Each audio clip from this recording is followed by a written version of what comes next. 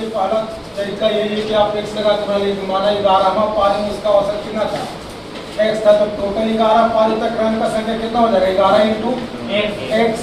12वां पारी में उसने कितना रन बनाया, 84 रन, जिससे औसत कितना बढ़ गया, 4, यानी एक्स में कितना का वृद्धि हो गया, 4 का। गुना कर देंगे 12 से, तो ये 12वां पारी का, तो 12वां पारी में 84 रन एक्स्ट्रा है, तो इसमें अगर हम 84 रन जोड़ दें, 84 जोड़ दें, तो दोनों डेटा बराबर नहीं हो जाएगा, दोनों बराबर हो जाएगा। ये तो एक तरीका होगा, यहाँ से हल करके निकाल लीजिए। दूसरा है कि 11वां पारी में उसने कुछ रन बनाया होगा, औसत उसका कुछ होगा ना।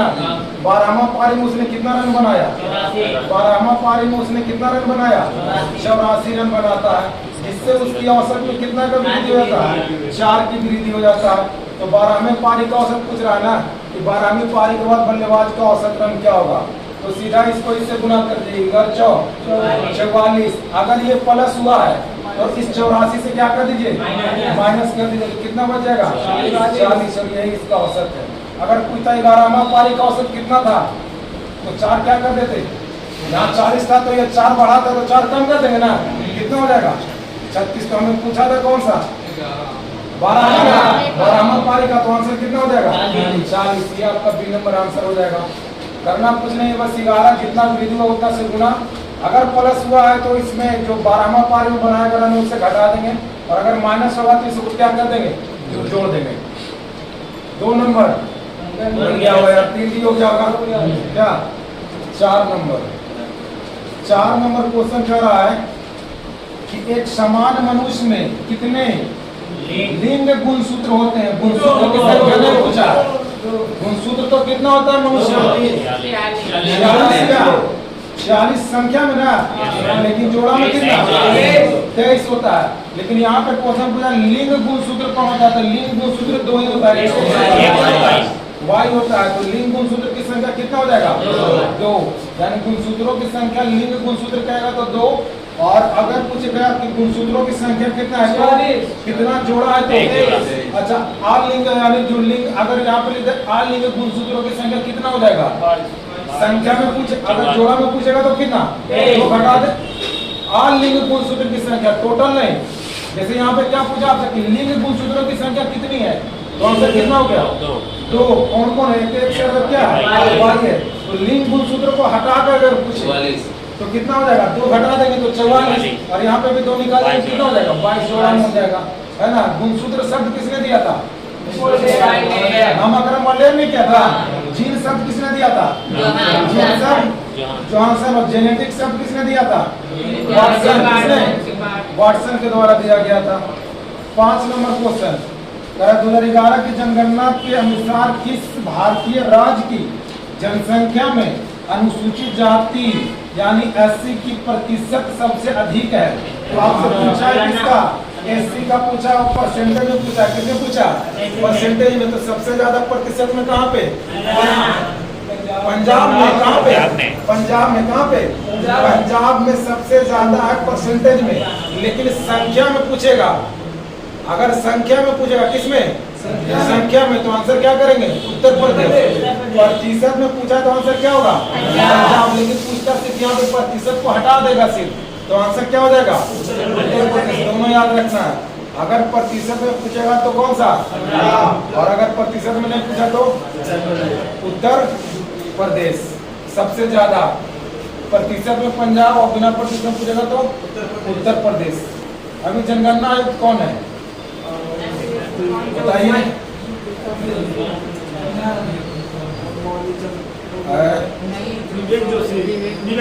सही बोले, Vivek Joshi. Seating arrangement, seating arrangement का कोई जुगाड़ नहीं भैया, आपको बताए हैं, बस थ्योरी पढ़ना है उसका, और जैसे करा वैसे बैठाइए, और कोई विकल्प नहीं है। हम सब दिन भी बनाते रहेंगे, अगर आप नहीं प्रयास कीजिएगा तो कहीं नहीं सीखिएगा इसको बनाने के लिए, ठीक है। इसको आपको बनाना ही पड़ेगा, आपको सोचना ही पड़ेगा। क्वेश्चन को एक बार नहीं 10 बार पढ़िए, ठीक है, तभी बनेगा। और ऐसा हर सेट में देखिएगा लगभग 4 क्वेश्चन है, 5 क्वेश्चन है। बनाइए, 7 नंबर बन गया सबसे, जिनसे नहीं बना पूछिएगा। 7 नंबर बन गया ना सबसे, चलिए आगे चलते हैं। स्वतंत्रता के समय भारत में आम जनता के लिए निम्न में से कौन सी सेवा उपलब्ध है? कॉल सेंटर था उस समय? नहीं था, कॉल सेंटर नहीं था उस समय। लगभग 1998 में ये शुरुआत हुआ। रेलवे का शुरुआत कब से हो गया? 1853 में हो गया। टेलीग्राफ सेवा की शुरुआत, और ये टेलीग्राफ और डाक सेवा डलहौजी के समय में शुरू हुआ। 54 में, कब? 1854 में इसकी शुरुआत हो गई।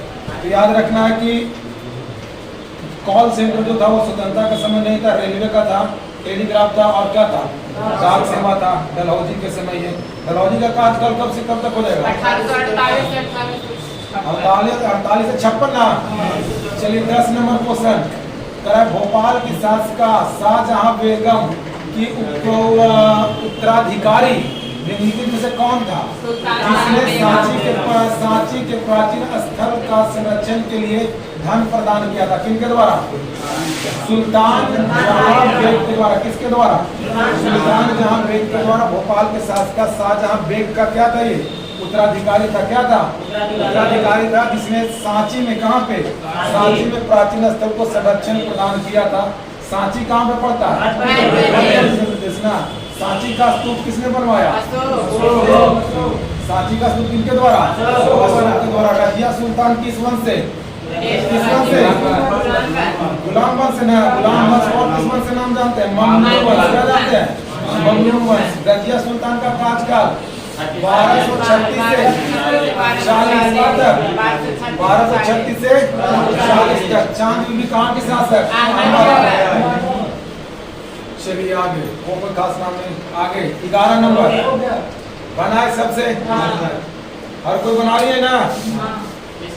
चलिए आगे 12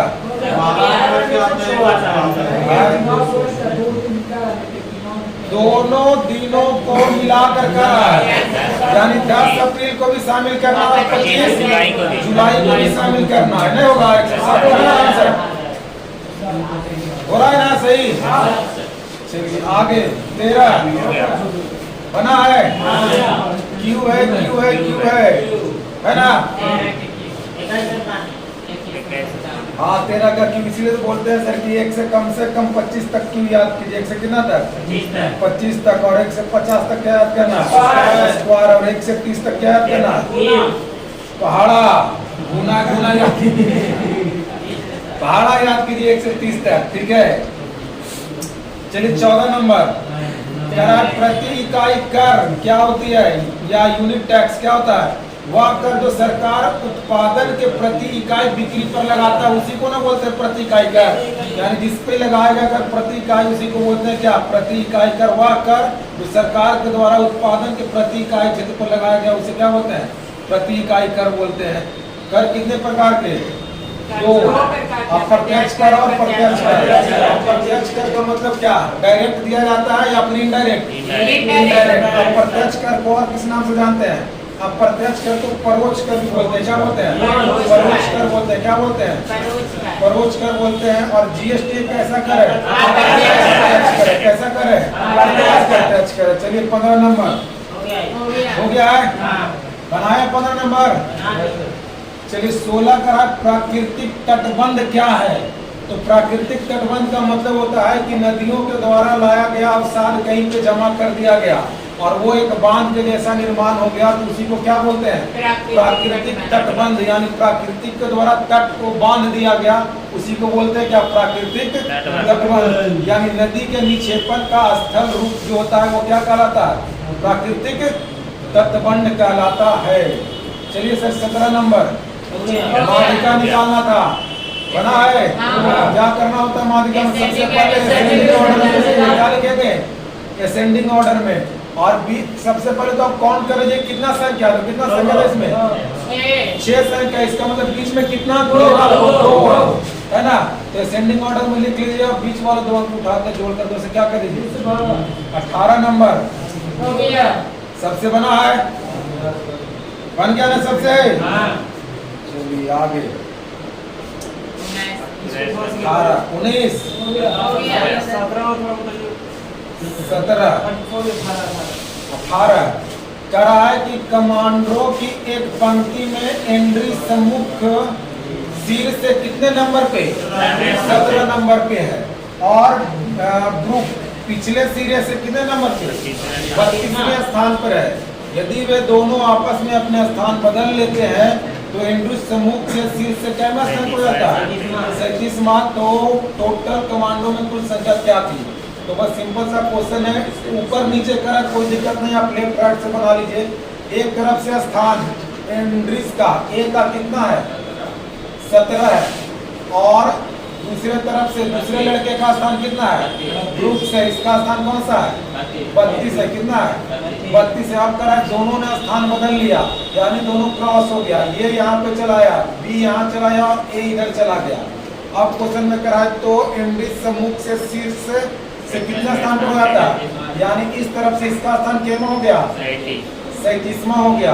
तो टोटल नंबर ऑफ स्टूडेंट क्या होता है? Left plus right minus 1। तो 7 और 2 9 में से 1 घट जाएगा तो बचेगा कितना? 8। यानी इकाई अंक इसका 8 है, वो आंसर हो जाएगा। फार्मूला होता है सर लेफ्ट प्लस क्या? राइट माइनस 1 बराबर टोटल। ये फार्मूला होता है। 19 नंबर